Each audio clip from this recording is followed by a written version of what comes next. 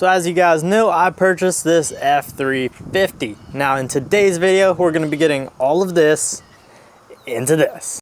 I guess we'll go ahead and get started with what I've already done to this truck. I went ahead and installed this brand new K&N air filter intake.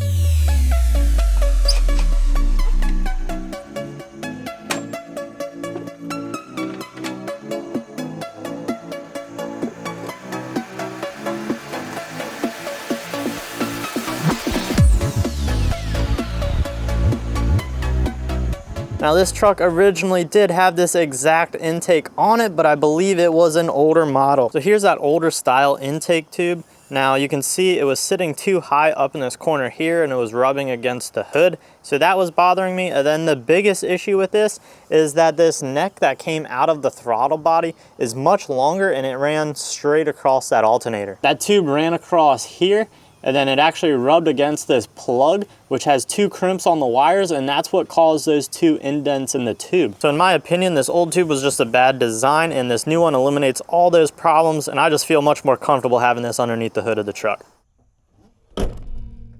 Now the next issue I'm going to be taking care of is this window tint. I live in the wonderful state of Maryland, and when I got this thing initially inspected, it failed because of the window tint. It is too dark. So thank you, Maryland. I get to take that off. Now I've never removed window tint before, so this could be a little bit of an adventure.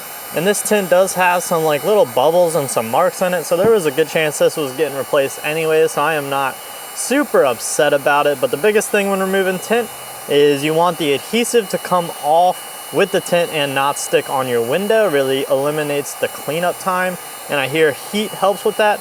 So we're gonna heat this up and hopefully be able to peel it off pretty nicely.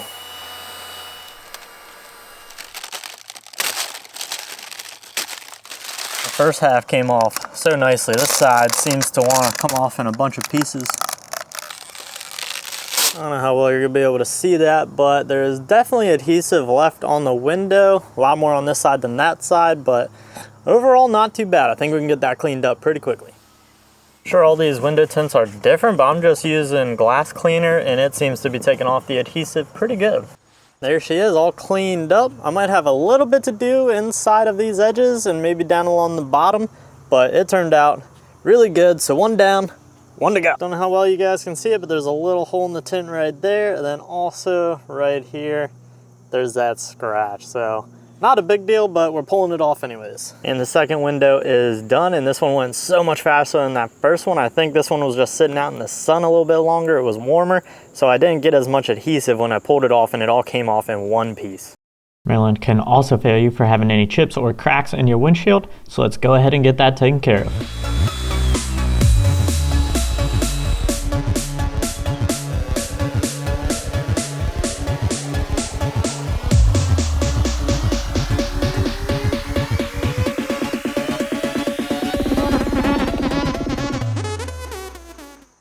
So I guess now I'm gonna crawl up underneath here and get the transmission fluid and filter change.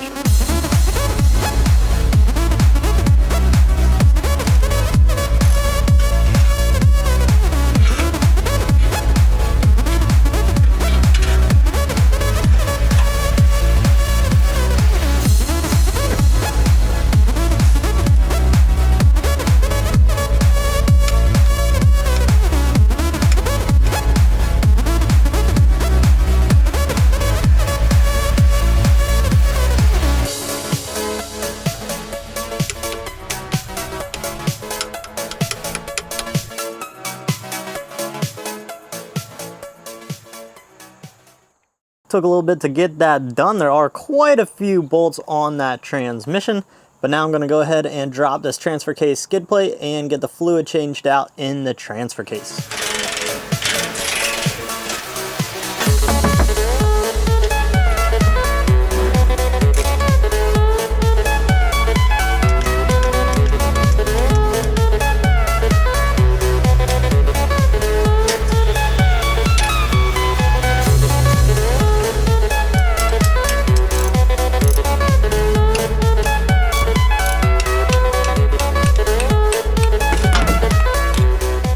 Oh man, So some mistakes were definitely made. So I got that rear differential all tore apart, figured I'd get that done last night, and then this morning I'd wake up and knock that out, but it is raining. The truck needs inspected tomorrow morning, so at some point today, that differential still has to get done despite the weather.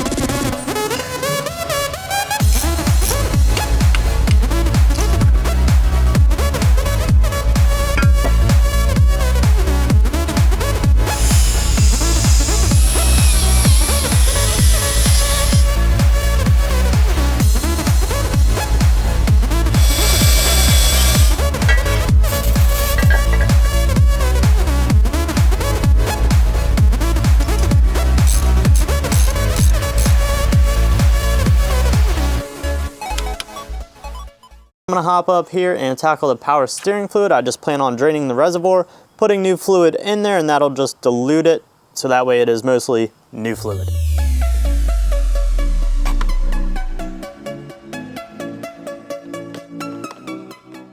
I believe this is the original coolant that came with the truck. It is the orange coolant. Now Ford no longer makes that coolant. They switched over to this yellow coolant, and from my research, this yellow coolant is much better than this orange stuff.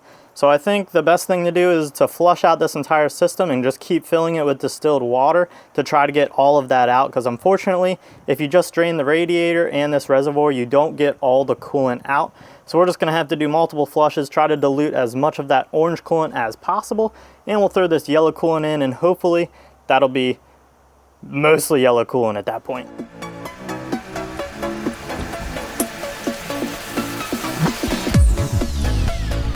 All right, so this reservoir and the radiator are completely drained. Now I am going to refill this with distilled water, and this is the first time I've ever used one of these vacuum fillers, so that should be pretty exciting.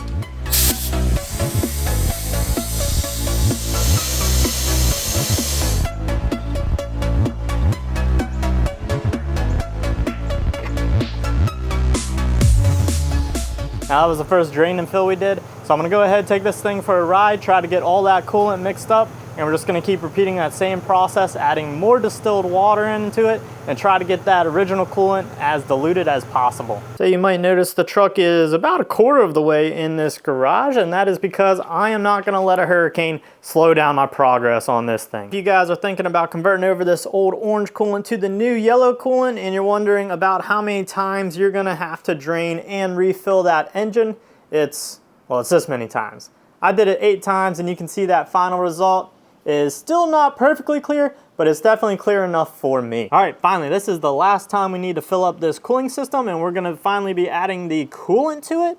So this stuff here needs to be mixed 50-50, 50% distilled water to 50% of this concentrated coolant.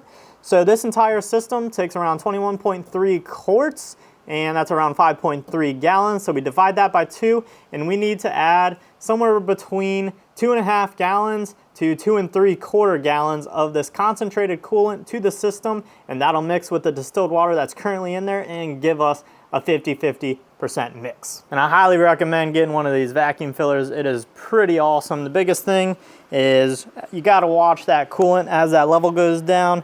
You don't wanna introduce more air into the system, so you just have to catch it and close the valve before it starts sucking up air, and then put the hose into your new bottle. And it sucks it up pretty quickly. Out with the old and in with the new, we have yellow coolant now. I went ahead and cleaned up these seat filters here. These are for the climate seats. So there's one on the passenger side and one on the driver's side. And they do sell new ones of these, but it's just like a big plastic grate with a bunch of holes in it. So I just opted to clean this old one using soap and water.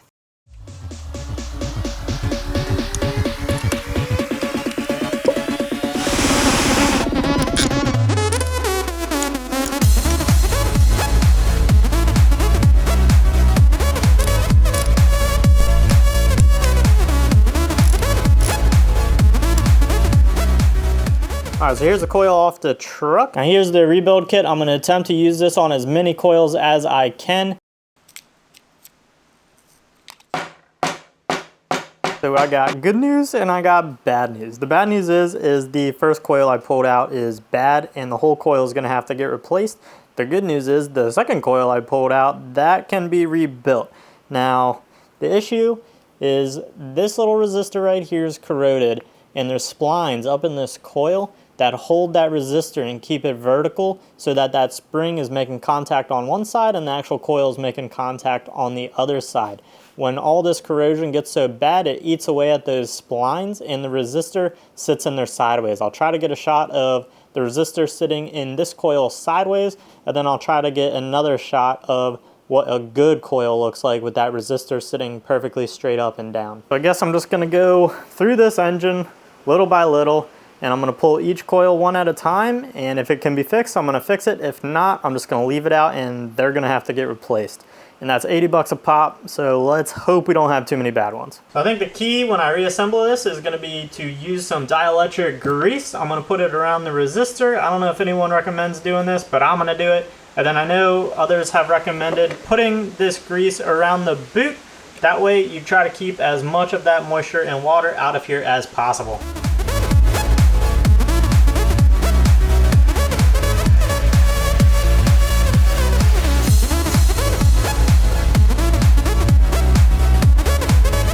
We are looking a little light on coils. There are 3 of them. You can see them right over there.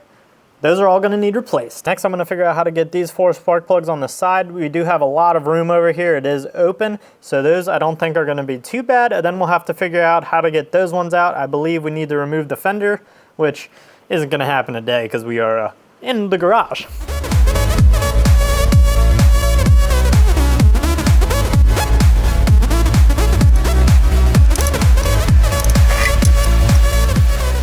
And that's a wrap for tonight. Those 4 spark plugs weren't too bad other than the fact that I lay across the entire hood just to get to them, but they went pretty well. And I'm gonna go ahead and get those 3 coils ordered, and then we have those other 4 spark plugs to do, but I gotta take out the inner fender, so we'll get to those another time. So it's supposed to be raining off and on all this morning, so we'll see what we can actually get done. In order to access the 4 spark plug on this side, we're gonna have to remove this inner wheel well.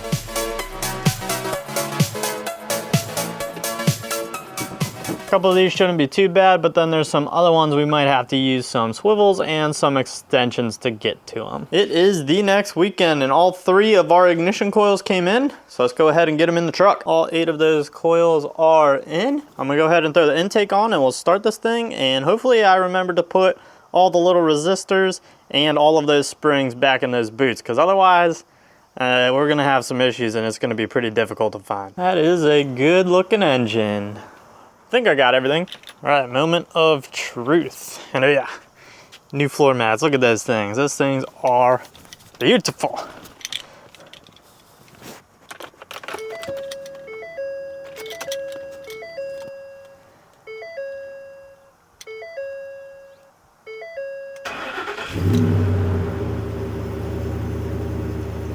Oh yeah, running good.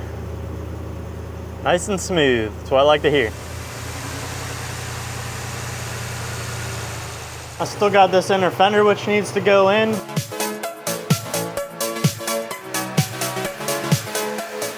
one thing I do want to mention is that when I was ordering these ignition coils, it took a week for them to come in. It rained the entire time. And this hood was down, but this furthest well back here where the spark plug sat and the closest well up here were completely filled with water. Thank God I had those spark plugs in. Otherwise that water would have been down in the cylinders and that would have caused a big mess. But the only way I can think that that water is getting in is from this seal up top here where it seals up against that hood. But that's something we're definitely gonna have to look at, because I imagine that that water coming down in there and sitting inside where the spark plugs go, that's probably what caused them to corrode in the first place. So if we can knock that out, we should be able to keep these coils living forever. I'm gonna be replacing the brake fluid now. I'm gonna make sure that that reservoir is full, and I'm gonna start in the passenger rear.